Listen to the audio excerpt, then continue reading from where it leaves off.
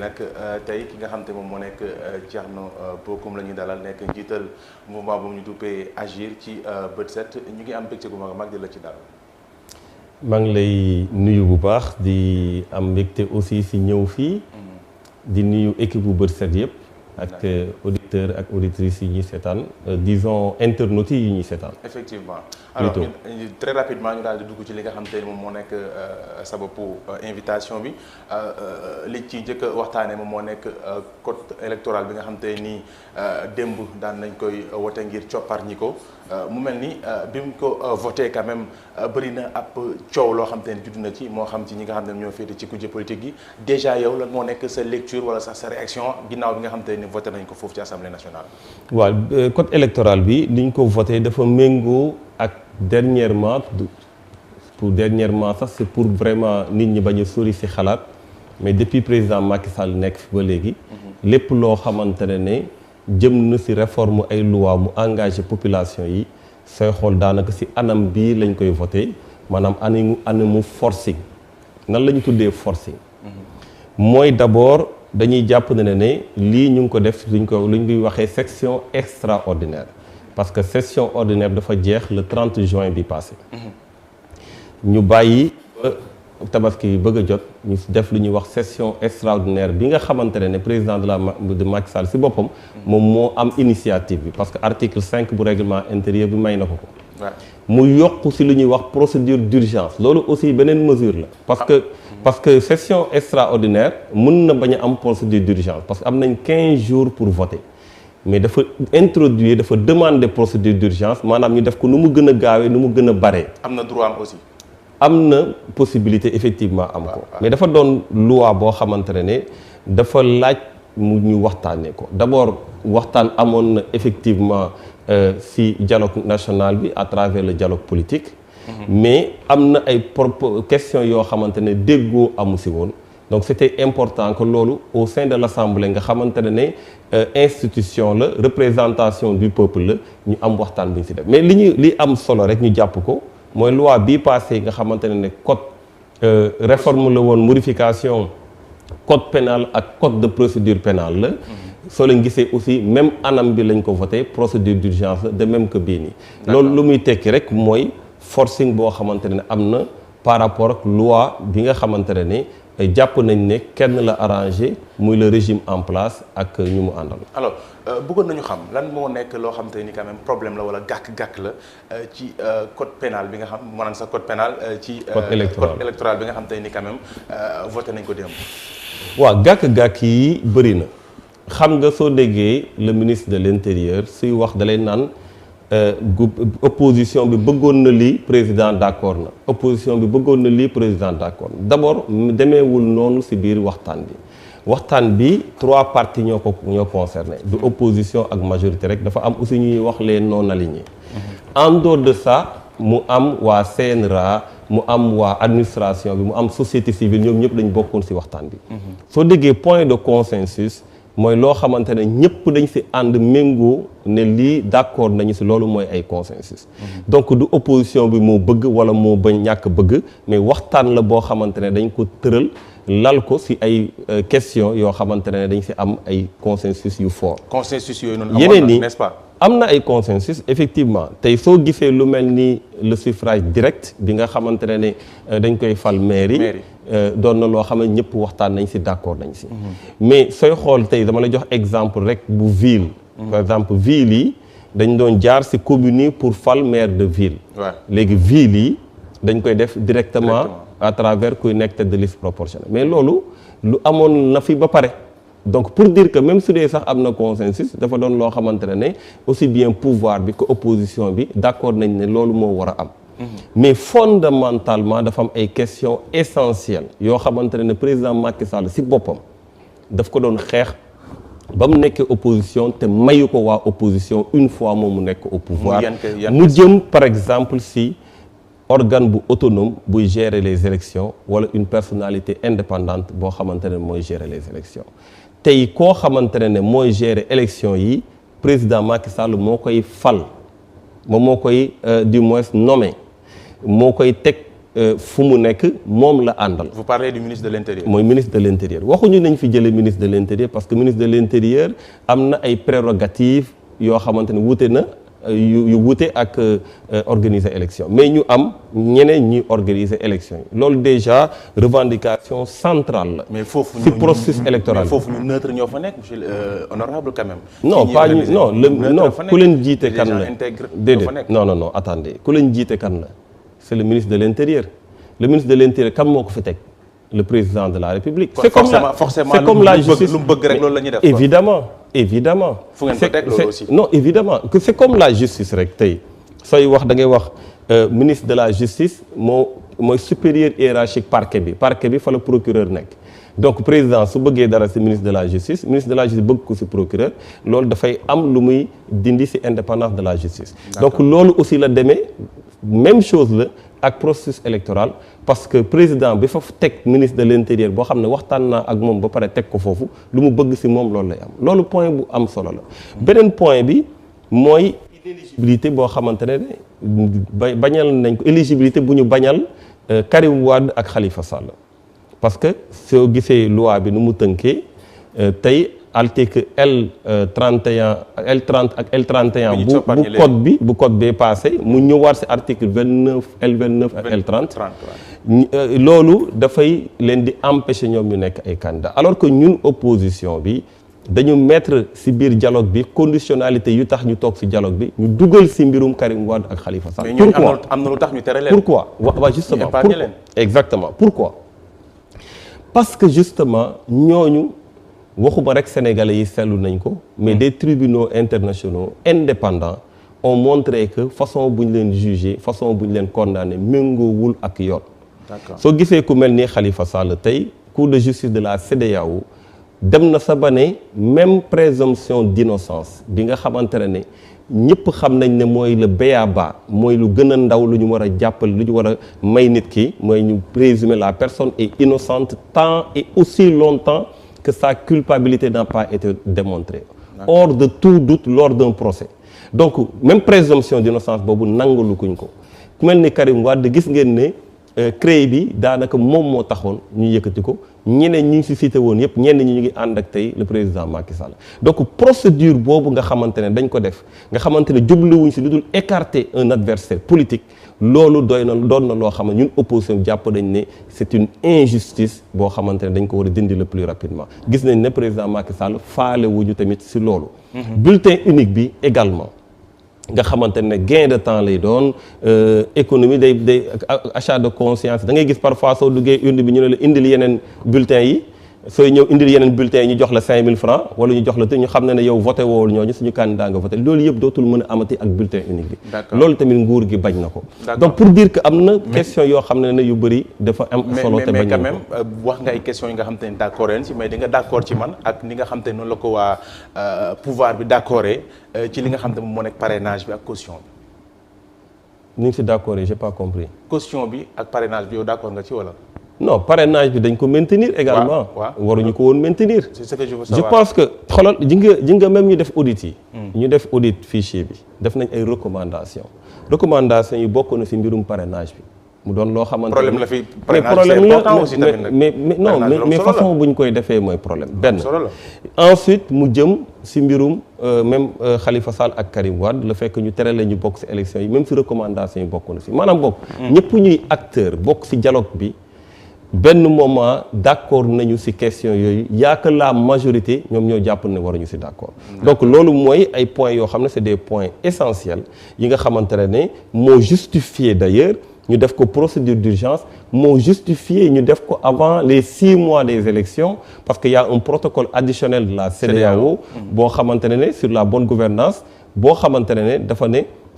avant 6 mois élection yi waruñu def ay réformes yoo xam ne amul large consensus des acteurs politiques. donc ñoom xam nañ ne amul large consensus donc suñu waxee consensus la lii moo lu baax la pourquoi defuñu ko après parce que xam nañ suñ ko defee yar bi dina dal seen kaw. donc dañ ko def ko en procédure d'urgence tout ça dafay wane ne dañu def forcing pour imposer loo xam ne moom lañ bëgg boobu ba léegi ci processus électoral bi. alors président est-ce que jàppoo nañ quand même dañu leen tegal benn ndëgg sërëx boo xam te nii yéen ci seen bopp yéen a accepté sax daanoo ci biir ndëgg sërëx googu noonu parce que 2 ans yi nga xam te nii amal ngeen ko dialogue politique ñu perte ci temps xaalis bu bëri ñu perte ko si ngeen dem ci au final ngeen génn ne voilà amul lenn loo xam te ni quand même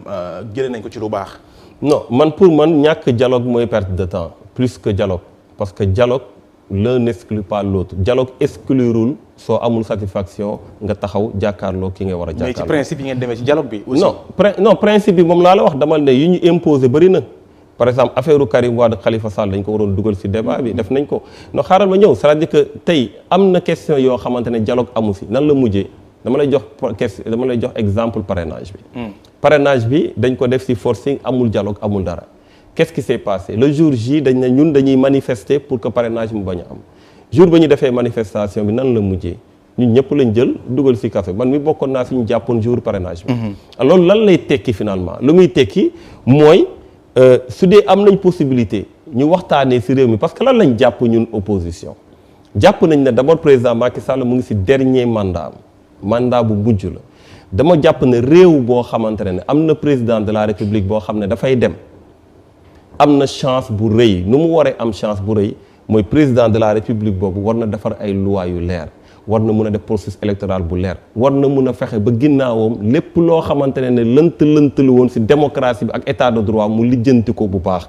et je pense que moom c'était de son intérêt donc su demee ba ne léegi man je n'ai plus rien à prouver et cetera ñu jàpp na ne dernier mandat la nekk je pense que mun nañu ko bàyyi la bonne foi pour ne cette fois ci mbiri dina ko ne donc pour man waxtaan ci démocratie du lu bon. da ngeen a jàpp ne dernier mandat da ngeen a jàpp rek mais pas. mais loolu moo am dernier mandat am la mais su defee lu ko neex su boobaa ñu jàkkaarloo ak moom mais dernier mandat wu président Macky Sall la ñu nekk actuellement. soo gisee ma ne ndëgg sarax googu yéen ci teg seen bopp. ak principe yi ngeen demee ci dialogue bi bi mu leen waxee ne par exemple bu ngeen demee juboo ci ay points baax na mais bu fekkee ne am na divergence yu am ñëw leen ma àtte leen ngeen d'accord ci foofu laa bëgg a waxee quoi. waaw non xam nga loolu laa lay wax ci bonne foi bi parce que su dee président de la république waaw parce que président de la république su dee élevé wu nga parce que da nga war a dem da nga war a bàyyi lu rafet sa ginnaaw da nga war a defar ay textes yu leer organiser ay élections yu leer kooku mun nañ am ci yow confiance que ne am na bonne foi. ak li fi xew yëpp ngeen am ci ko am non xam nga déggoo lu ma la wax damal ne l'un n'exclut pas l'autre man je l'ai dit avant même dialogue bi di jeex dama ne lu ñu waxtaanee ba am ko nañu téye lu ñu amul nañ ko jëli téye loo am moo gën fuuf bañ a téye dara di jëli lépp confrontation la su ko waree dañ koy def mais l'un n'exclut pas l'autre su loo am ci waxtaan. nga téye loolu ñaqoo ci amoo ci coono amoo ci xeex amoo ci dara loo ci def téye nga ko am nga ko ci waxtaan te am na nag lu ñu am ci waxtaan. loo ci mënti wax am na ay points de consensus yoo xamante ne bëggoon nañ ko ñun opposition. lu jëm ci proportionnel bi ak majoritaire bi. non du question de soo ko defee ci question de ëpp ak ñàkk ëpp. parce que su dee da nga koy comparer leur importance diffère. point bu ne du point ne sont pas d'égale dignité maanaam point bu ne amuñu égalité en termes d'importance am na point yoo xamante ne ñu ëpp importance fuuf donc point yooyu surtout yooyu lañ gis ne bañal nañ ñu ko maintenant point yoo xamante ne par exemple suffrage direct bi amoon na fi pour ville indiwaat nañ ko ok proportionnel majoritaire loolu c'est un débat boo xam ne président Macky Sall ci boppam bokkoon na ci ñu ko doon défendre indi nañ ko c'est bien mais point yoo xamante ne dafa lié à l'opposition si ñoo xamante ne dañ leen a bëgg a xeex c'est important pour nous ñu jàpp ne yéen waru leen nekk candidat ci dara parce que ñun la neex rek waru leen nekk candidat nu leen neex lañ leen di juger nu leen neex lañ leen di traiter mais def nañ ko pour ñoom suba dañ koy def pour keneen mais ça ce n'est pas normal kooku c'est une question de principe bu ñu taxaw ñun pour xeex ko muy affaire Karim Wade ak Khalifa Sall beneen bi wax naa la ko léegi organisation des élections le problème des élections au Sénégal ça se passe en amont jouru élection c'est avant l'élection et c'est l'organisation son problème président moom mooy dafa mel ni code bii ñuy wax nii ngeen di wax sax laay wax yàgg na fi depuis 92 ba léegi donc est-ce que quand même jaroon na wax ji yëpp code consensuel non xam nga loolu tamit ça fait partie des choses yoo xam dafa me fait rire une loi ça évolue dans le temps c'est pas parce que tu l'as dit c'est parce que d'autres également l'ont dit une loi ça évolue dans le temps contexte bu ne ak loi bu siy dox loi bu doon dox ba ñuy soog a am colonisation ba ñuy soog a am indépendance ak loi yi dox yeeg dafa wuute. 92 yàggul. voilà non 92 encore une fois dafa amoon lu ñuy wax le code consensuel bi nga xamante ne Kéba Mbaye moo ko dirigé woon. si diggante ba créé nañ fi ONEL créé nañ fi leen am na ay changements yu am si code bi mais lu ñuy wax ay changement yuy yokku démocratie yu gën a dëgëral démocratie donc suñu demee ba benn moment ñu gis ne bii élément si code bi valable woon na en 92. mais fii ñu nekk 2021 compte tenu du fait que ñu ngi utiliser les institutions de la République ñu ngi utiliser la justice pour combattre des adversaires politiques jaadu na ñu xoolaat loolu c'est comme rek lu jëmoon ci code code de procédure pénale bi ak code pénal bi. parce que réforme bu 98 2018 du moins bu ñu 2016 au plutôt bu ñu defoon ci code pénal bi. réforme boobu ak li ñu indiwaat ñëpp dañuy naan texte yi même texte la mais lan mooy nekk différence bi en réalité. lu nekk différence bi justement mooy que ne période boobu ba ñuy wax waxu terrorisme dañ doon xalaat ay nit yu sol ay bomb dañ doon xalaat ay nit yu yor arme dañ doon xalaat ay nit yoo xamante ne dañuy comme lu muy amee Mali lu muy amee Burkina lu muy amee en Europe et cetera. mais ñoom comme ni nga ko waxee léegi exactement ñoom ñoo dem léegi dugal ci le fait que mu am ay manifestations politiques donc su dee loolu dem na ba dugg ci c'est normal que. manifestation politique aussi amu ci. non invité nañ fi ñu bëri ñoo xam te nii loolu wax ni teg nañ ko na la yéen ko waxoon na pour. non mais écoute non soo bëggee ñu non soo bëggee. non dinañ ci ñëw bu ñu ko. non bu ko faxasee noonu ñun lu ñuy wax dafa am fu ñu ko teg fu wóor soo bëggee ñu dugg ci bu baax sax parce que c'est important tey loi bi nu mu kii dafa am article bu ñuy wax article 279 alinéa 1. ak article 279 alinéa 7 su ma leen cumuler ñoom ñaar ma wax la ne manifestation politique ci la bokk dañ ne acte terroriste lépp loo xamante ne jëm na ci trouble grave à l'ordre public mu doon trouble au fonctionnement normal des institutions ñaari exemple yooyu laay joxe. ñu ne soo joxee benn message bu aboutir à un acte politique par exemple nga def appel de dem leen manifester ñu manifester mu am ay débordements procureur daal di moom mooy qualifier les faits. c'est le maître des poursuites daal di ne lii qualifié naa ko comme étant un trouble grave à l'ordre public su boobaa day nekk un acte terroriste te su boobaa ñu def message bi ne manifester leen ñooñu dañ leen di jàpp dañ leen di juger en tant que des terroristes. loolu mën nañu ko nangu ci réew mi li nga wax. mais dama ne loi bi non je te parle de qualification des faits dama ne su dee politique yi ñooy qualifier yenn faits yi terrorisme procureur mën na ko qualifier terrorisme parce que le poste de procureur est éminemment politique. loolu mooy dëgg c'est-à-dire que tey lu président bëgg moom la procureur di def lu ministre de la justice bëgg à travers bëgg-bëggu président moom la procureur di def. d'accord donc su dee ministre de la justice qualifié de terrorisme président qualifié ko de terrorisme yeneen ministre des affaires étrangères qualifié ko de terrorisme suba su ko procureur qualifié de terrorisme warul bett kenn. il faut que ça soit très clair. d'accord alors am na si ñenn ñu bokk ci yéen ñoo xam te ne nañ instant bii dañuy jóg pour confronter wu maanaam confrontation léegi nag dañu bëggoon xam yow ci ñooñu nga bëgg a bokk wala ban méthode nga dana utiliser quand même. confrontation mooy lan. ci confrontation maanaam jóg taxaw temm jàmmaarloo ak pouvoiru Macky Sall. jàmmaarloo naka. jàmmaarloo ko opposition nan ngeen ne waaw nan la opposition di jàmmaarloo constitution dafa ne. opposition vocation mooy di opposer wu. loolu c'est un principe constitutionnel c'est une disposition de la constitution donc ñun suñu taxawaay su dee am na loo xamante ne méngoowul ak yoon mooy ñu opposer wu taxaw temm pour que loolu du jàll. léegi nag ban façon lañ koy defee mais tout dépendra si li ñuy waxtaanee. parce que opposition du benn nit du ñaar nit du ñetti nit dañu am ay groupe yu ñuy daje groupe yooyu suñu tënkee ne lii la ñu war a def su boobaa ku si ne dafay apprécier mais loi may nañu ko constitution may nañu ko pour ñu mën a def loo xamante ne day wane suñu naqar wala suñu ñàkk d'accord ak nguur gi lu muy def. li ñu si nemmeeku mooy dañu am benn opposition bu nga xam te ni quand même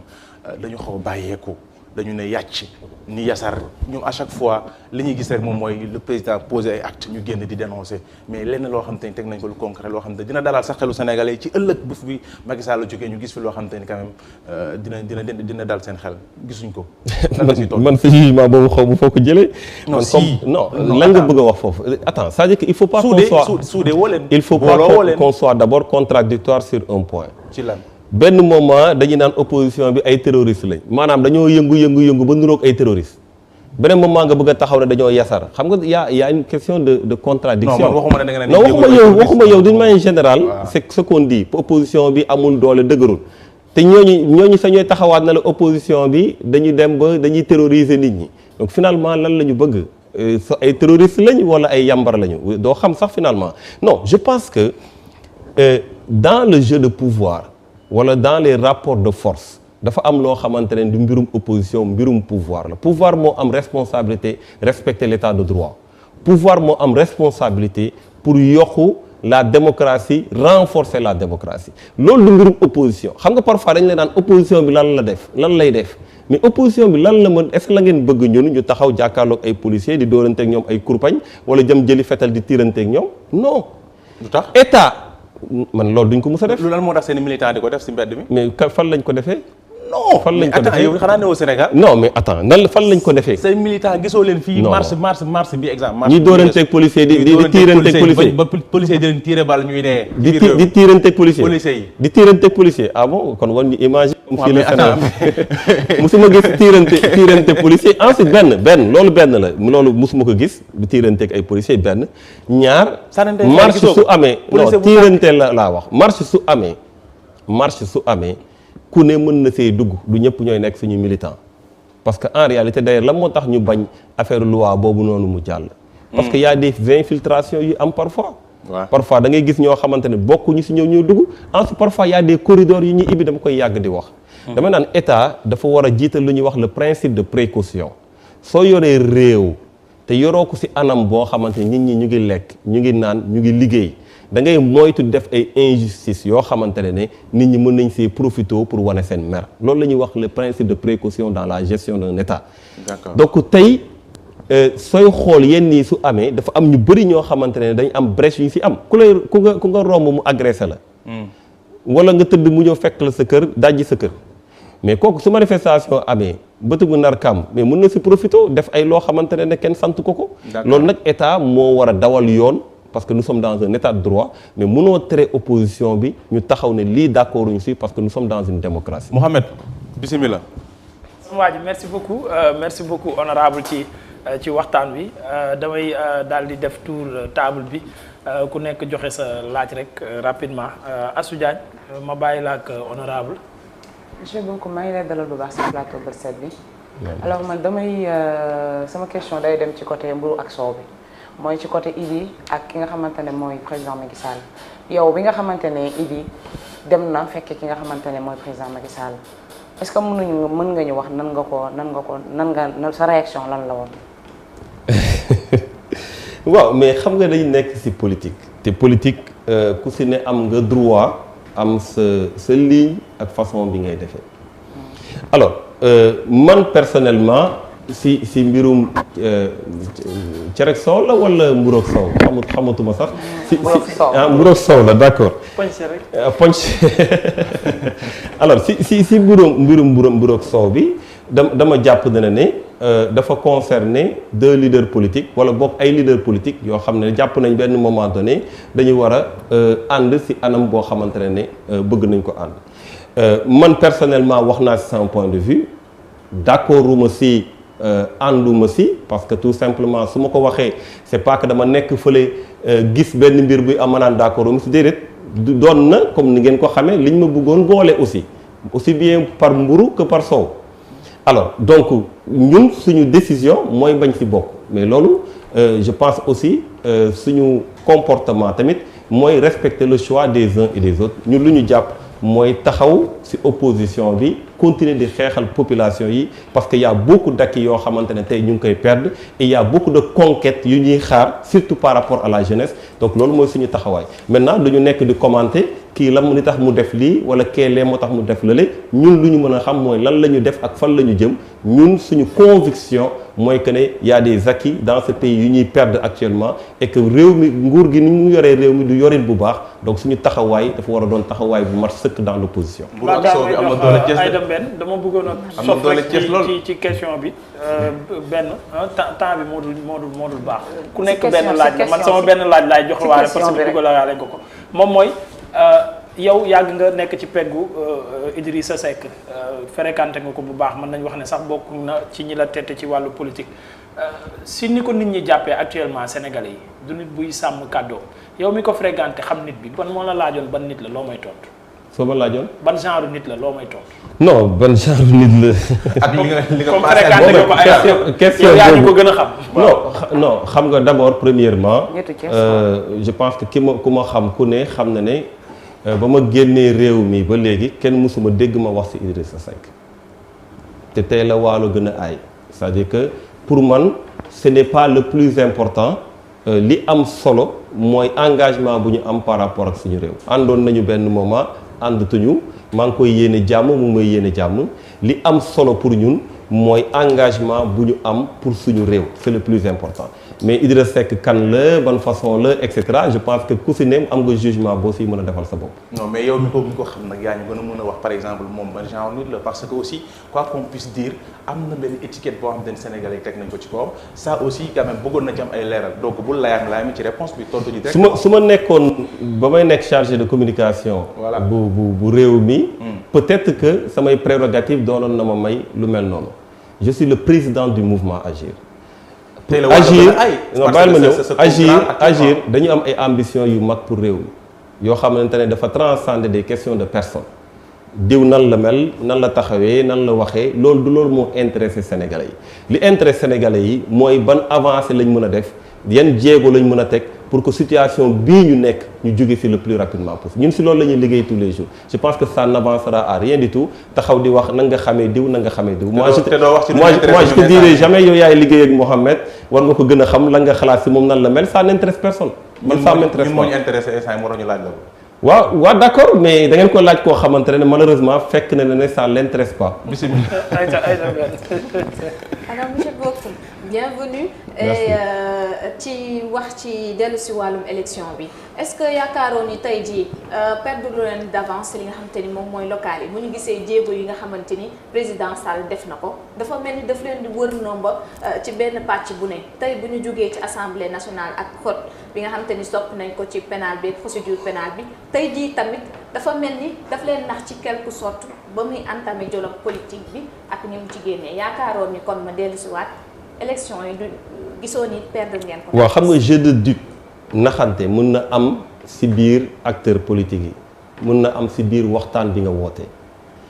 mais kenn mënul nax askan bi parce que bu ñu fàtte ne dans le jeu politique du rek acteur politique yi ñoo koy seq en dehors des acteurs politiques le jour du vote nit ñi ñooy sol seen daal dem voter ji et je pense que ñun lu ñu amal solo mooy jàpp nañ ne askan bi comprendre na jeu bu président Macky Sall di def donc le jour J mu doon local mu doon législative wala présidentielle gëm nañ ne sanction yu ci war dina ci am te loolu la ñuy ñaax d'ailleurs askan bi parce que damay faral di wax ne su dee nit daf la ne du ma def 7 ans 5 ans laay def mu jël ay adversaire am mu def finalement mu def 7 ans jël ay adversaire am tëj leen ci kaso pour ñu bañ a nekk candidat jël parrainage teg ko pour empêcher ñeneen encore ñu nekk candidat je pense que loolu yëpp soo ko defee soo demee élection 10% sax waroo ko am il faut que sénégalais yi ñuy sanctionner su dee kooku dafa pare nga fal ko yokkal ko ba mu am 58% day jàpp ne lu mu nekkoon boobu ba léegi jig na ko et que mën na continuer di ko def moo tax yii muy def tamit soo ko méngaloog yi mu doon def ci mandat bu njëkk ba daanaka dara changé aussi ñu war a changé nag mooy ñuy voté tey ñoo war a sanctionner des pratiques comme ça parce que non seulement pour lui pour que moom mu servir que de leçon mais keneen kuy mënti ñëw du ko mës a imiter ci loolu et c'est important que population yi ñu xam na. mortal combat bi est-ce que c'est la meilleure solution pour ñu contrecarrer ko. mortal combat wu lan. opposition bi ñoo génn barki démb ci ngoon ne mortal combat la ñu woote face ak. non waxuñu ay mortal combat le combat ça se fera d'une manière démocratique et d'une manière saine c'est un combat boo xam ne kenn mënuñu ko teree def. ak façon bu ñu koy mënti defee day jaar ci yoon comme ni ñu koy defee tout le temps maintenant il revient aux populations de nous appuyer dans ce qu'on est en train de faire parce que xeex bu ñuy xeex en réalité on le fait pas seulement pour nous on le fait pour toutes les populations damay faral di wax ma daaneel foofu parce que xam naa ne Mohamed affaire bi xaw na kii damay faral di wax ne la question de l'élection c'est une question qui va au-delà des acteurs politiques qui concerne directement les populations ñoom la ñuy jox rendez-vous le jour J ñoom ñoo war a voter ñoom ñoo war a sanctionner positivement ou négativement donc xeex bu ñuy xeex le plus souvent dañu naan yéen homme politique yi waxu élection rek ngeen di wax extra mais élection du affaire homme politique élection yi pour citoyens yi la citoyens yi ñoom ñooy fal donc mu jaar yoon mu transparent ba soo jëlee sa voix yóbbu ko si urne bi dugal ko mu refléter résultat yi refléter yow li nga bëgg mais loolu soo ko defee su amee si réew mi askan bi moo siy bénéficier wu d'abord. merci beaucoup Aïcha.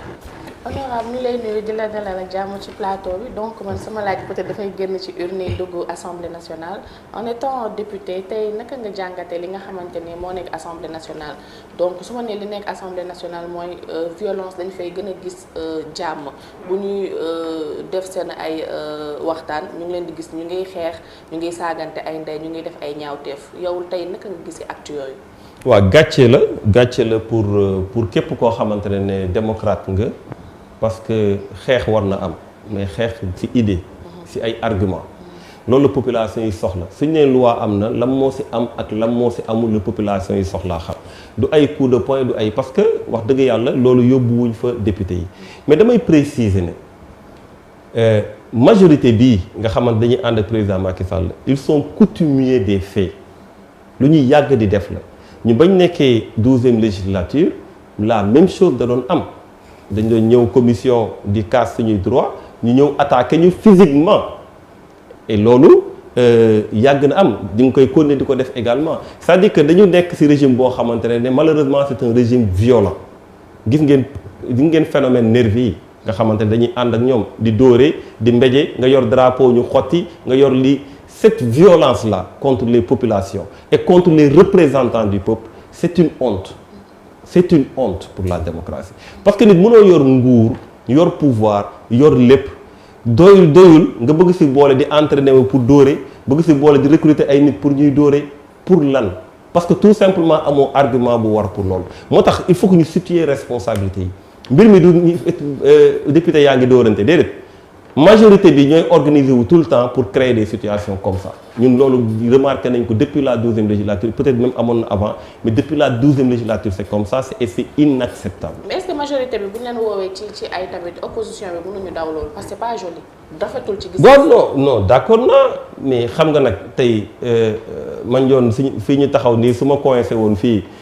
daf may dóor xanaa nag xale bu góor laa nag. récemment ñu gis dogu ma ne Mbéri Sylla ak Sonko acte boo xamante ne ñëpp ñaawlu nañ ko nekk na acte boo xamante ne rafetul te ñoom comme ni ma waxee woon sànq rek foofu la ñu waroon joxee bon exemple bi ba peut-être tey bu ñu demee bëgg jël réew mi sax nit yi du ñu am ci ñoom benn doute. waaw mais loolu laa la wax damal ne loolu rafetlu wuñ ko. waaye ci responsabilité yi ñoo xamante ne ñoo nekk majorité bi ñoom ñoo nekk dans la provocation. dama lañ jox benn exemple loo xamante ne peut-être ñu bëri yëguñu ko wala sax kenn yëgu ko wala ñu koy ñu néew la 12e législature bi ba ñu nekkoon dem nañu benn commission boo xamante dañ doon réclamer parce que dañ doon bañ lu président Macky Sall décidé woon ne groupe parlementaire bu opposition du fi amee ñu xeex loolu taxaw ci commission yi di ko xeex mais Aliou Dembourou Sow bi ngeen di dégg mus na fa jóg dóor Mamadou Diop Decroix kooku riposté ci commission la xawee moo tax gisu leen ko caméra yi feeñ. donc ñoom dóore yooyu ñuy def du tey la commencé dañuy cibler ay nit dañuy maanaam boog ils sont dans la violence et ça c'est inacceptable loolu du yoon jaaduwul ci mbir muy mel ni parlement nga xam ne c'est la représentation du peuple sénégalais. merci beaucoup monsieur Bocoum. merci. waaw tey dafa am critique yu bëree bëri yoo xam ne opposition bi dañ koy faral di subir jëm ci seen wàllu doxalin ba ci sax ci seen wàllu xeex ba tax nañu bëree bëri parfois dañu am ay doute ci question de choix tey bu ñu demee élection présidentielle ba ci élection locale tey Thierno Bocoum agir lan mooy sa particularité par rapport ak les autres opposants par rapport ak les autres opposants alors xam nga loolu day jafe un peu parce que je risque de parler de moi waaye li ma bëgg a wax foofu mooy la moo tax ñu am taxawaay bi nga xamante ne dawuñu ci xàddewuñu ci c'est parce que justement dañu am parcours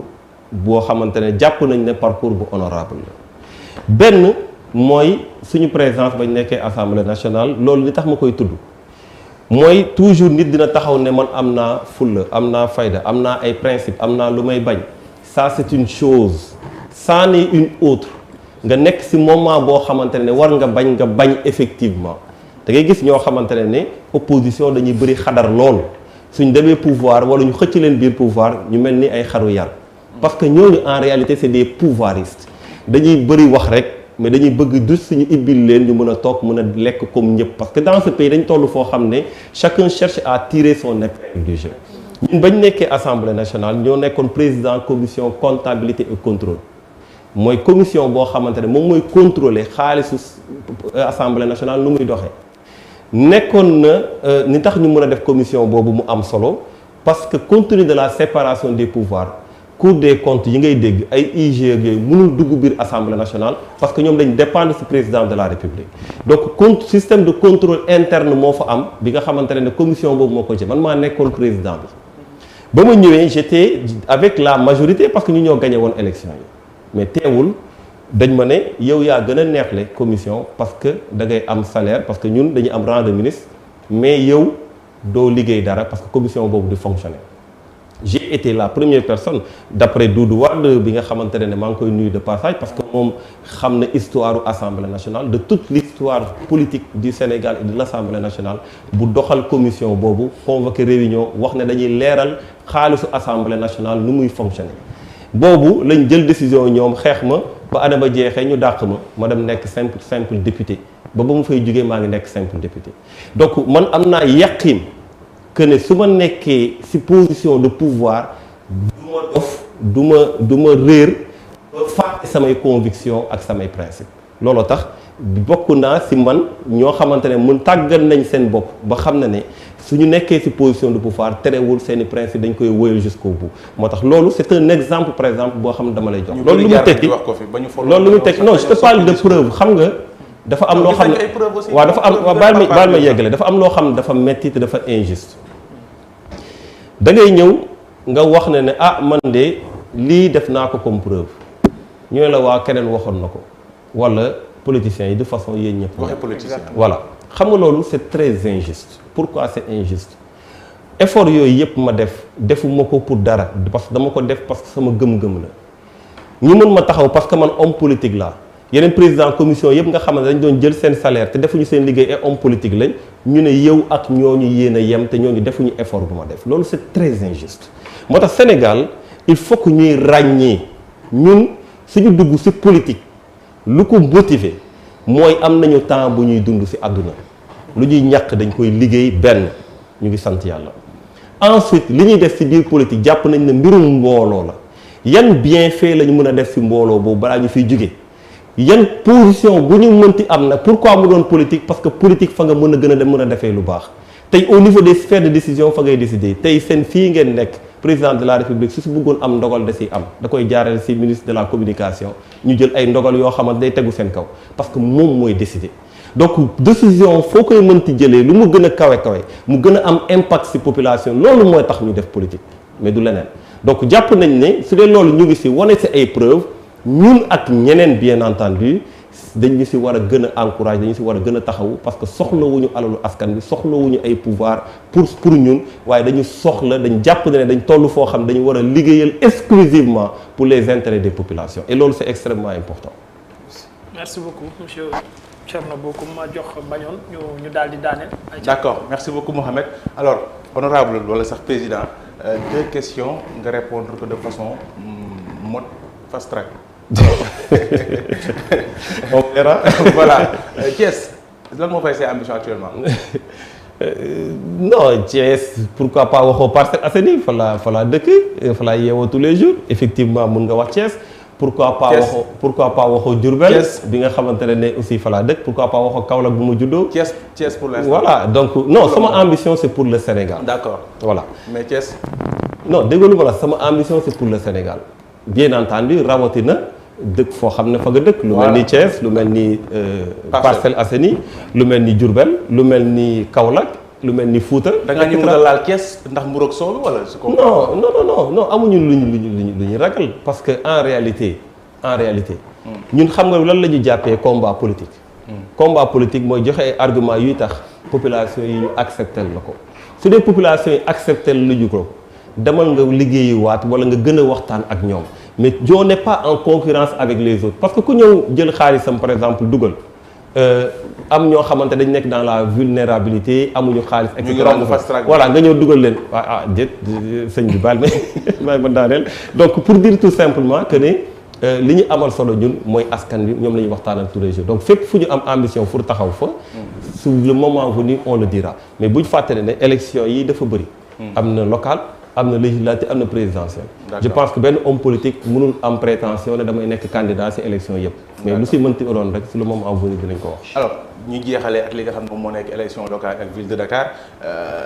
gis nañ Barthélémy Dias gis nañ par ci par là ñu bëri taxaw ne dañu bëgg a lii yow da nga bëgg a postuler wala dafa am ñooy war a àndal ci élection locale yi non ville de Dakar dama jàpp ne d'abord bastion Khalifa Sall man dama gëm ne Khalifa Sall waaw non dama gëm xaaral ma ñëw dama gëm ne ñun opposition bi dañu war a renforcer ñoo xamante ne am nañu ay bastion yoo xamante ne taxaw nañ maanaam suñu bëggee ànd